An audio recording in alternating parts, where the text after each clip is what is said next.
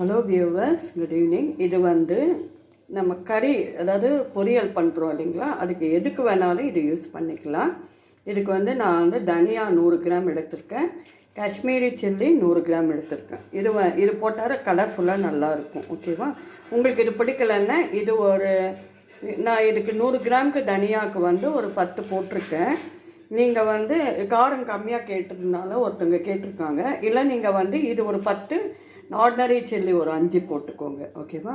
போட்டுட்டு அதுக்கப்புறம் ஒரு 2 சின்ன பீஸ் வந்து புளி போட்டிருக்கேன்.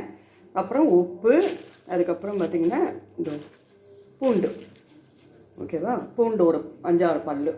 நீங்கள் உங்களுக்கு பிடிக்குன்னா இன்னொரு 10 பல் போட்டுக்கோங்க. அப்புறம் வேர்க்கடலை வந்து ஒரு சின்ன டபரா அளவு கப்பில். சரிங்களா? இதெல்லாம் நல்லா ஸ்லிம்மாக வச்சு ஃப்ரை பண்ணிக்கோங்க.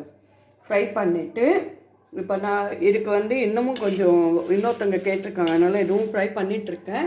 இந்த மாதிரி பாருங்கள், அடுப்பு வந்து ரொம்ப ஸ்லிம்மாக இருக்கணும்.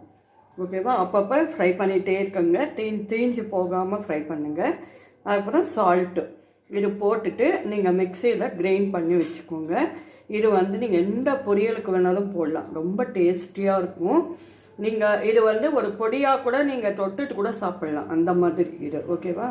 தனியா டைஜஷனுக்கு ரொம்ப நல்லது, வேர்க்கடலை ரொம்ப நல்லது, பூண்டு ரொம்ப நல்லது. அதனால் வந்து இந்த பொரியலுக்கு போட்டிங்கன்னா கண்டிப்பாக உங்கள் வீட்டில் எல்லோரும் எல்லா பொரியலுமே லைக் பண்ணி சாப்பிடுவாங்க. நீங்கள் எந்த பொரியலுக்கு வேணால் ஆட் பண்ணிக்கோங்க. ஓகேவா? அதுக்கப்புறம் இதை வந்து நல்லா ஸ்டோர் பண்ணி வச்சுக்கோங்க.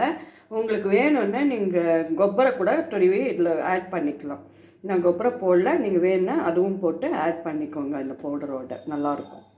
ஹலோ வியூவர்ஸ், பாருங்கள், இந்த பொடி இந்த மாதிரி இருக்கும் பாருங்கள்.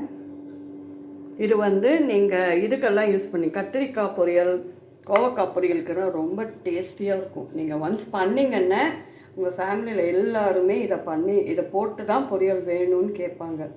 அந்த அளவுக்கு ரொம்ப டேஸ்டியாக இருக்கும். சரிங்களா? இதை நீங்கள் ஒரு சாரத்தில் போட்டு கூட பசங்க சாப்பிட்டுக்கலாம், அதுவும் டேஸ்டியாக தான் இருக்கும். கண்டிப்பாக எல்லார் வீட்லேயுமே ட்ரை பண்ணி பாருங்கள்.